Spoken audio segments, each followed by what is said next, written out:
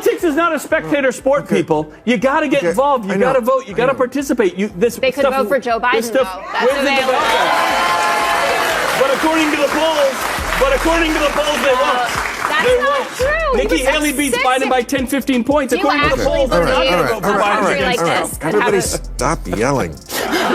The debate over third-party politics took center stage on HBO's Real Time with Bill Maher, where host Bill Maher and Fox News contributor Jessica Tarloff offered sharply contrasting views on the growing appeal of outsider political movements.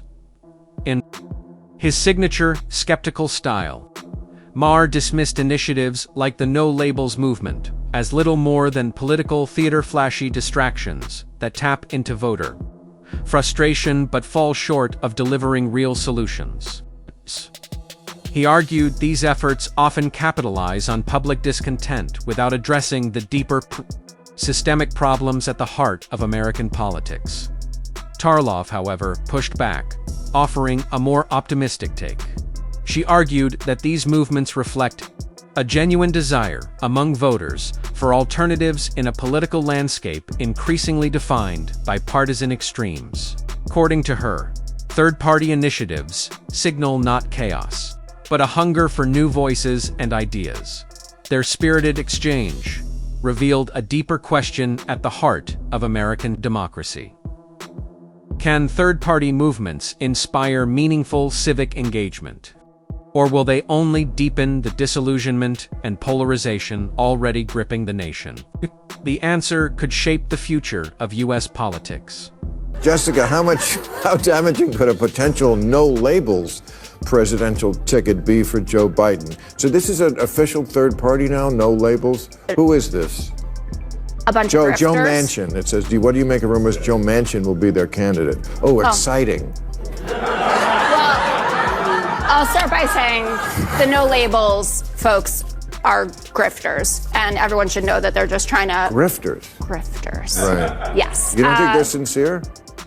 I think they're sincere like 40 minutes a day, and then I think the rest of it is just an attempt to get people who feel disenfranchised, like they're looking around and they're like, they're two 80-year-old guys, I don't like either of them. Right. Give me more money, give me more money. Right. And they don't really care what the outcome is, and they justify it by saying, well, it's going to suck either way. Wow. But apparently, the top polling no labels ticket is Nikki Haley as president and Joe Manchin as VP. I happen to think, and Joe Manchin is not my favorite Democrat, though he voted with us all the time, and I'm thankful for having someone in West Virginia.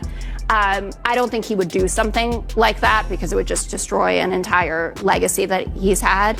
But they do take more support from Trump than they do from Biden. It's the same with like RFK Jr. If he were able to get on more than half a ballot or something like that. American politics is at a breaking point.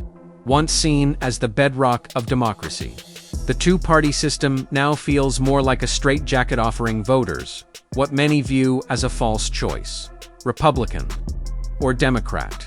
Pick your poison.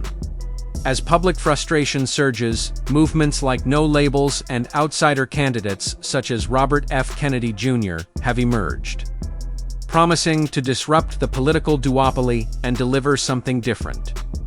But are these players genuine agents of change, or savvy opportunists cashing in on widespread disillusionment? Bill Maher didn't mince words, calling No Labels a gimmick flashy but hollow, avoiding the real work of tackling America's complex problems. Jessica Tarloff pushed back, framing the rise of independent politics as a meaningful shift. 2. It's a growing refusal by voters to be boxed in by the old left versus cis-right framework.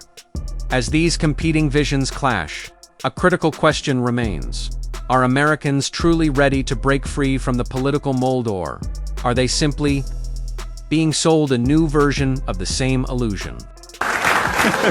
A recent study found a growing political divide between men and women, with younger women skewing much more liberal than men. This is not new, but I think it's just more prevalent. I think the number I saw was 30 points. That is a huge. And that's the abortion issue, right? That's a lot of. As Republicans, we're losing young people, we're losing suburban moms, we're losing women, strictly on the abortion issue, and that's just terrible for the party. I think it's abortion, it's guns, it's climate change, it's social justice. And Trump. And the pussy grabber. It's Trump. Who's Yeah. like the who And now owing 83 million I'm not with for Trump. I don't know why you guys keep looking at me. I know, but what's interesting, what you two have in common is that you both can't say, yeah, and of course, so I'm voting for Biden. You both can't do that. I just find that interesting.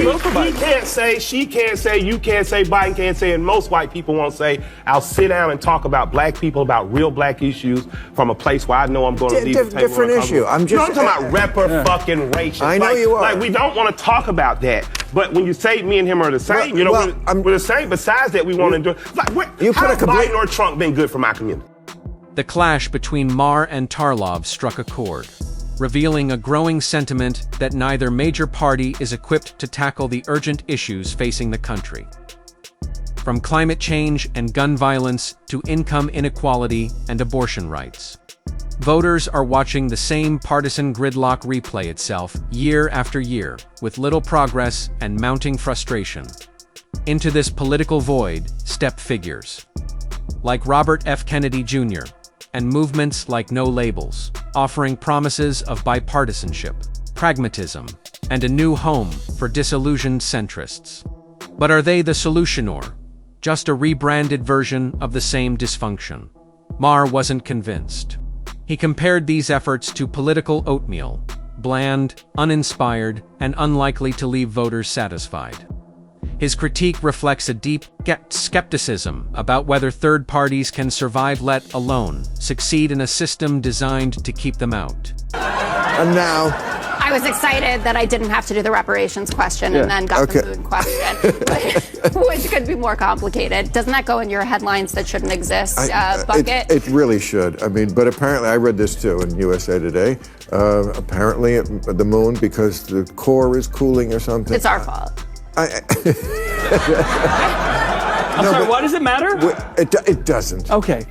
I know, but it's funny because you really could do a whole sketch about that because we are so blame happy in this country. Somebody has to take. I think the moon's on Ozempic, and that's the home. All right. What do you think about conservatives in Texas are talking about Texas? Well, this happens like every 2 years. This is Texas seceding. Oh. They love to talk about it. It started out as its own country, right? For a while, Texas was its own country. We just had a bill in New Hampshire. We get it almost every 2 years. Someone wants to. But Nikki Haley, your girl, said she doesn't think that's illegal. Come on, she doesn't know why the Civil War happened, and she doesn't get that secession is illegal. Yeah, look, I'm not advocating for anyone to see. I don't think Nikki's advocating for any of that. No, but she said she didn't think it was illegal, and it is illegal. You can't secede from the Union. That's like number one. Yeah, we're the United States. I think everybody understands that's where we need to be, and that's what we need to fight. But Nikki Haley needs a bit of a history lesson. I mean, that's broader than the secession issue. Yeah. What? I mean, that's broader than the secession issue. If we go back to the whole slavery. I know. I'm saying she seems to have skipped grades. I don't know. Some of them. This exchange went beyond a clash of opinions. It exposed a deeper divide over how to address growing voter disillusionment. As the nation wrestles with gridlock and political exhaustion, the debate around third-party movements is becoming more urgent. Are these emerging alternatives a path forward for democracy, or just more noise in an already overwhelmed system? Join the conversation by sharing your thoughts in the comments below. And if you found this discussion insightful, don't forget to like and subscribe for more content that challenges the status quo. Thanks for watching.